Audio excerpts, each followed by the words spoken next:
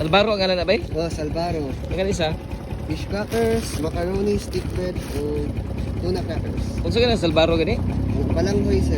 Balanghoy no? Opo. Duha lang. I-try lang ako. Ano siya latik daan? So, yun saan ipagluto bay? Ay, Salbaro mo no? Ibalot na lang natin. Bago pa ni? Ha? Kaya sa pagluto ni? Di una, bangguron siya, sir. Oo. Banggod, pagkuman, anang pugan. Bugan, pero kasaba na siya. Kasaba. Nya paghuman. Tapos tong katong gikan sa napugan, mo tong ibutang sa daon saging. Oo, nya Then human. lapuan og gininit tubig. Oh, paghimo ani. Human, ibulad sa adlaw hantod sa mauga, and then iprito na pod. So mo na ni siya porma. Mm. Ang uban ay latik ani, di ba?